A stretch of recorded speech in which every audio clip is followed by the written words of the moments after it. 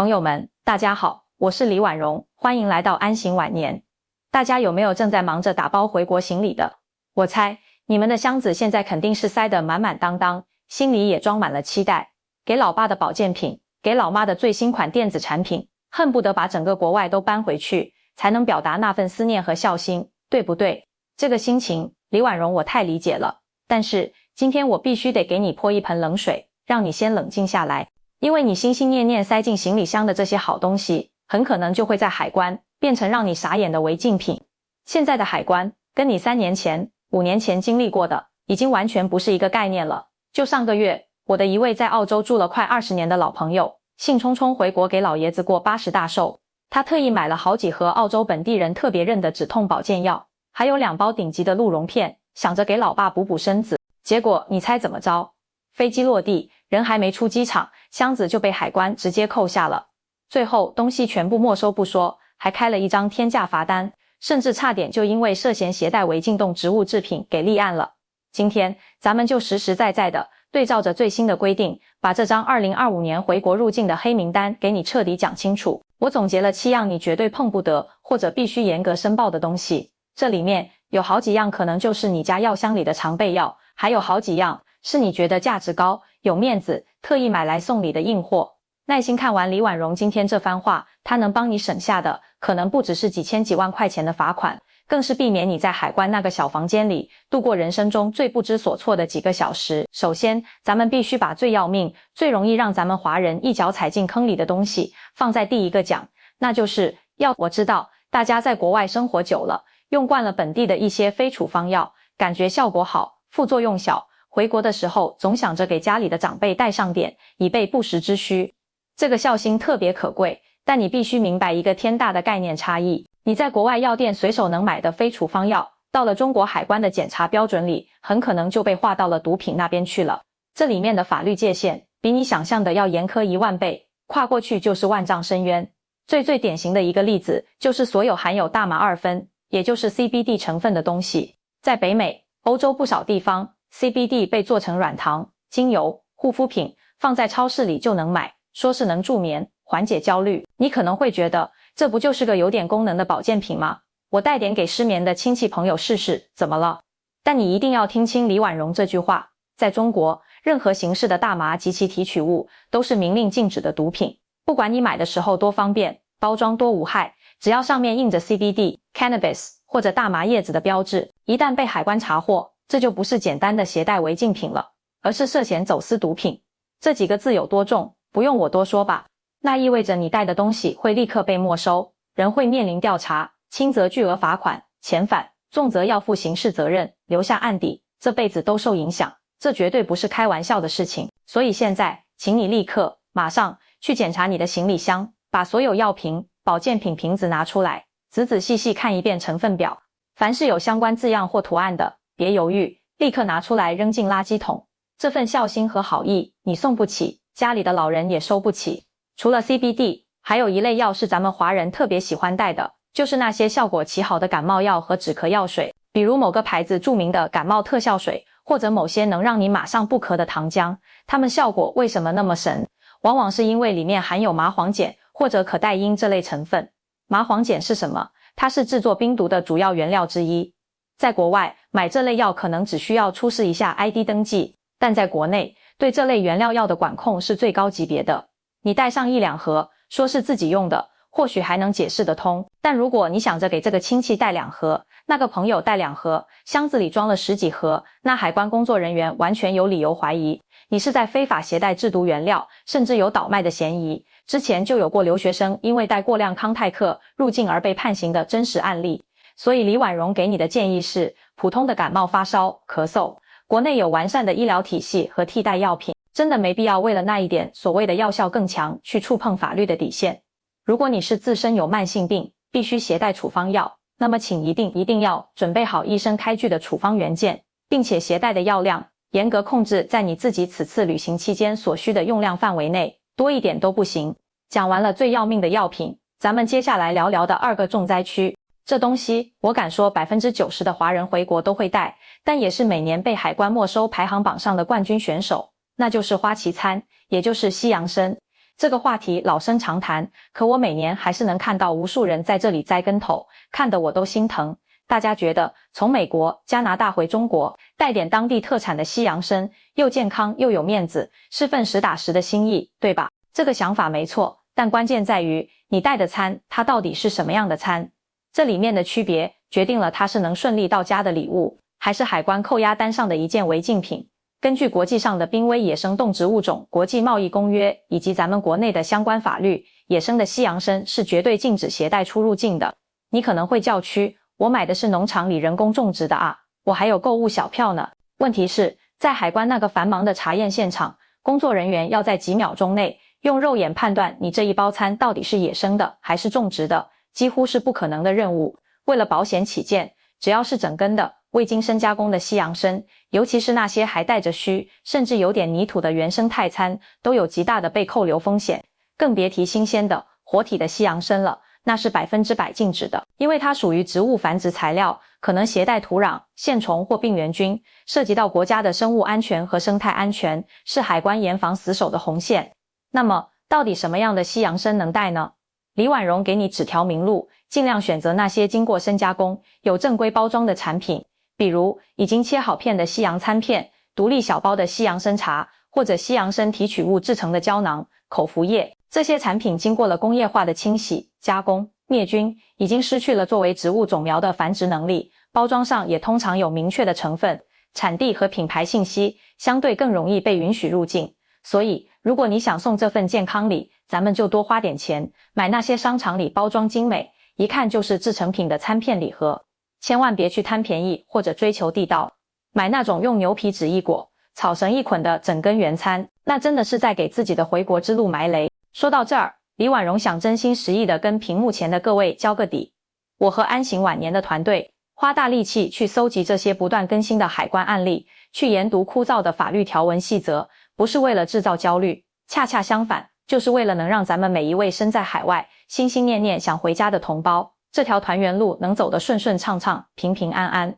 信息差是最可怕的东西，很多时候一个无心之失就能毁掉一场期盼已久的团聚。如果你觉得李婉容今天分享的这些信息，哪怕只是给你提了一个醒，让你重新检查了一下行李，都请你帮我点一个赞，或者订阅一下安行晚年这个频道。你这个小小的动作，能让平台把这条实实在在的保平安视频推送给更多正在打包行李、准备踏上归途的亲人朋友。咱们华人之间互相提个醒，帮彼此规避风险，这本身就是在积福行善，你说是不是？好了，咱们收拾心情，继续往下看。接下来要说的这样东西，很多人根本意识不到它有问题，甚至觉得这能有什么事儿啊？这就是第3样绝对不能带的东西，所有未经检疫的动物制品，特别是海鲜和肉类，这里面就包括了咱们广东、福建籍的华人朋友最爱带的花椒、干海参、干贝，还有各种牛肉干、肉脯、香肠。很多姐妹觉得国外的花椒品质好，价格划算，一买就是好几斤，想带回去给妈妈煲汤补身，或者觉得美国的牛肉干味道绝了，成箱的想搬回去给亲戚朋友尝尝鲜。朋友们，快醒醒吧！中国海关对未经检疫的动物原性产品态度是零容忍的。就拿燕窝来说，除非是那种商业罐装，已经经过高温灭菌处理的即食燕窝，可以尝试申报，其他所有形式的干燕窝一律禁止携带和邮寄。为什么？因为未经处理的燕窝可能携带禽流感病毒，风险极大。海参、花椒、干贝这些高档海味也是一样的道理，它们都属于水生动物产品，可能携带海洋病原体或寄生虫，没有官方的检疫许可证明，你带多少，海关就有权没收销毁多少。至于牛肉干、香肠、火腿，不管你是生的还是熟的，也不管你的真空包装做得多么完美，多么滴水不漏，统统不行。这是为了防止非洲猪瘟、口蹄疫、疯牛病等等可怕的动物疫情传入国内，保护咱们国家农牧业的绝对安全底线。我知道，肯定有朋友会嘀咕，我上次就带了2包牛肉干，没事啊，或者我朋友带了点花椒，也过关了。李婉容要说，这叫幸存者偏差，没查到你，是你运气好，撞上了抽查的空隙。但现在国内主要机场都配备了最新一代的 AI 智能识别 X 光机，机器能自动识别出有机物的形状和密度。更厉害的是，还有受过严格训练的检疫犬在转盘和通道附近巡逻，那些狗狗的鼻子灵到你无法想象，任何肉类的味道哪怕是裹了5层真空袋，再加1层巧克力包装，都逃不过他们的嗅觉。一旦被检疫犬盯上，或者被 X 光机识别出来，你的行李会被立刻要求开箱。到时候，东西不仅会被当场扔进专用的销毁设备里，更麻烦的是，你的护照信息会被记录在案，标记为曾携带违禁动植物产品。以后你每次入境，都可能成为海关的重点抽查对象，次次开箱，次次细查。为了几包牛肉干、几片花椒，赔上自己未来好几年的通关便利和信誉，这笔账怎么算都是血亏啊！这第4样东西是跟钱直接相关的，也是很多人容易产生误解的地方，那就是现金和贵金属。2025年，全球都在严厉打击洗钱和非法资金流动，中国海关在这方面的把控只会更严，规定很明确，入境中国携带现金如果超过等值5000美元的外币，就必须走申报通道，填一张书面申报单。这里的关键词是申报，不是禁止。很多人误会了，以为超过5000美金就不能带，或者以为一申报就要被扣下交税。其实不是的，只要你的钱来源合法，用途正当，你大大方方填单申报，通常都会顺利放行，不会收你1分钱的税。但是如果你抱着多一事不如少一事，藏起来说不定查不到的侥幸心理，把超额的现金分散塞在行李的各个角落，或者贴身藏着，一旦被海关抽查发现，那性质就完全变了。这属于隐瞒不报，违反了国家的外汇管理规定，轻则罚款，重则可能调查你的资金来路，那麻烦可就大了。比现金更敏感的是黄金，最近金价一路高涨，很多华人朋友想着在国外买点金条、金饰带回国，觉得既能保值，又能当礼物送人。注意了，黄金在海关眼里不仅仅是贵重财物，它属于国家限制进出境的资源性物资。个人携带黄金及其制品入境是有明确数量限制的。你戴在身上的一个金戒指、一条细项链，这没问题，属于明显的自用。但如果你行李箱的夹层里，或者用衣服裹着几根100克的金条，或者几十个投资用的金币，总重远远超过了50克，又没有申报，那海关完全可以怀疑你是在走私贵金属。这个罪名可不得了，一旦坐实，罚款都是小事，如果涉案金额大，是要追究刑事责任的。千万别天真的以为把金条藏在玩具熊肚子里，或者厚厚的书本里就能混过去。在高能量的海关 X 光机下，高密度的金属会呈现非常明显、无法掩饰的深色团块，操作屏幕的海关人员一眼就能看出来，简直就像黑夜里的探照灯一样显眼。接下来这第5样是年轻朋友和电子爱好者特别关心的电子产品。每次苹果出新款 iPhone， 或者索尼、佳能出了新的相机、游戏机，总有人琢磨着从国外买，自己用或者带回去送人。这里最大的误区就在于那个5000元人民币的免税额度。海关规定，居民旅客在境外获取的自用物品，总值超过5000元，就需要申报，并可能对超出部分征税。考虑到现在的汇率和电子产品价格，一部新款顶配手机或者一台好点的微单相机，轻轻松松就超过这个额度了。于是很多人就想出了老办法，把包装盒、发票都扔了，把手机激活，揣在口袋里，或者用旧手机壳一套，假装是自己用了一段时间的旧手机。李婉容告诉你，这个方法在过去或许还能碰碰运气，但在今天，尤其是对那些携带多件同类产品的人来说，基本失灵了。海关的检查人员经验非常丰富，他们看的不仅仅是你手里的设备新旧，更看你的整体情况。如果你一个人随身带了2部手机，这还说得过去，但如果你箱子里放着3、4部全新的手机，哪怕都没包装，都激活了，你觉得海关会相信你一个人需要同时用4部手机吗？这明显超出了合理自用范围，会被判定为具有贸易倾向，必须按规定对总价进行征税。现在电子产品的进口综合税率不低，你算算，补完税的价格很可能比你在国内官方渠道买国行正品还要贵，而且还没了全球联保，你说图个啥？所以如果真的是买来自用，1件2件，做好申报补税的准备。如果是想帮人代购赚点差价，我劝你彻底打消这个念头。现在大数据时代，你的出入境频率、过往的携带记录，在海关的系统里都是有画像分析的，是不是经常性的代购水客，人家心里有本账。第6样东西可能有点冷门，但一旦出事，绝对没有小事，那就是任何涉及国家政治、文化安全以及淫秽、暴力、邪教内容的印刷品和音像制品。有些华人在海外可能会接触到一些国内不公开发行的书籍、杂志、光盘，里面或许有对中国政治、历史、民族问题的不同解读，甚至是攻击和抹黑，还有一些纯粹就是色情、暴力内容或者宣扬邪教思想的，这些东西一律、绝对、丝毫不能带。不要觉得这只是几本书、几张光盘的个人物品问题，海关对意识形态领域的管控是极为严格的。如果你的行李里被发现有一本被明确列为禁书的出版物，轻则东西没收，对你进行严肃的口头警告和批评教育，重则可能将你携带违禁印刷品入境的行为记录在案，甚至会通知你国内的所在单位或社区，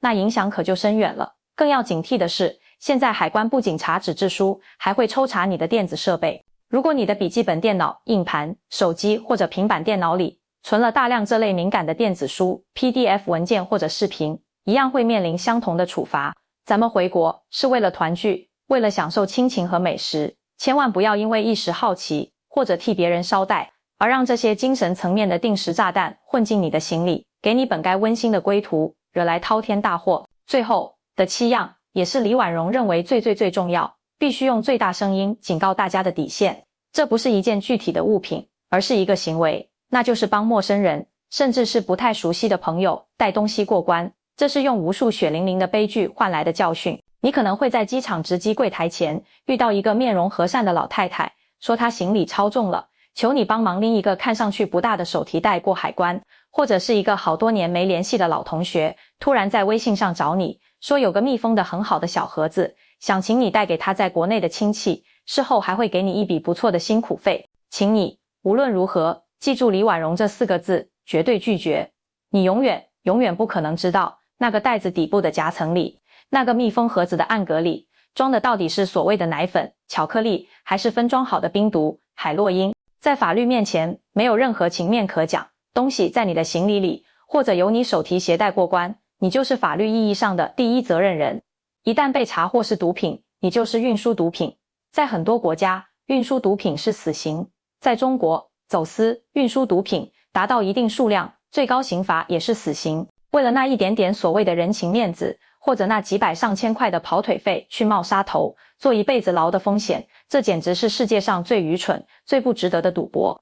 即便是亲兄弟、亲姐妹让你帮忙带东西，也必须在打包前双方一起打开行李箱的每一个角落，亲自检查，确认每一件物品都安全、合法，并且完全知晓是什么。如果对方以隐私、礼物要保密为由不让你看，那么宁可翻脸，宁可绝交，也绝对不要带。在这个问题上，没有情面，只有生死。一口气讲了这7大类，可能有的朋友已经开始头大了，觉得婉容姐，照你这么一说，这也不能带，那也不能带，我空着手回去吗？回国还有什么意思？其实啊，咱们换一个角度想，海关制定这些严格的规矩，不是为了刁难我们这些归心似箭的游子，恰恰是为了保护国内14亿亲人朋友的生态安全、食品安全、经济秩序和社会稳定。我们作为从海外回来的华人，更应该理解和支持这份严格。而且现在时代真的不一样了，国内跨境电商、国际物流发达的超乎你想象，很多国外的保健品、品牌电器、优质食品，在淘宝、京东的国际进口频道，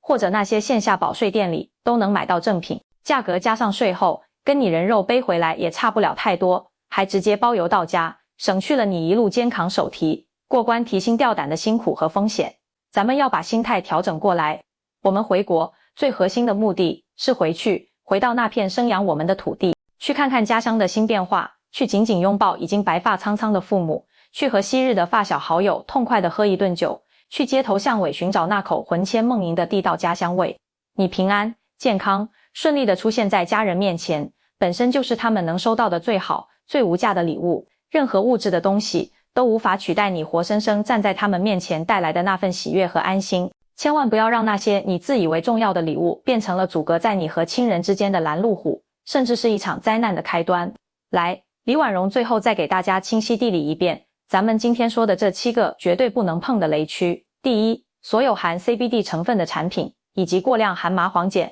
可待因的感冒止咳药。第二，野生西洋参及任何新鲜、整根的餐类产品。第三，未经检疫的燕窝、海参、花椒、肉类制品。第四，超过等值5000美元未申报的现金，以及超过50克未申报的黄金等贵金属。第五，明显超出合理自用数量，又企图伪装避税的电子产品。第六，任何涉及敏感内容和违禁的书籍、光盘及电子存储文件。第7，也是最致命的一条，绝对不要帮他人携带任何未经你本人彻底检查的行李或物品过关。请大家把这7条牢牢记在心里，收拾行李的时候，就像过安检一样，自己先对照筛查一遍。如果你觉得李婉容在安行晚年频道说的这番话帮你理清了思路，甚至可能避免了一场大麻烦，请不要吝啬你的点赞和转发。订阅安行晚年，我会一直在这里为大家分享更多关于海外安居、跨境通关、家庭财富规划的知识。我是李婉容，咱们下期视频再见。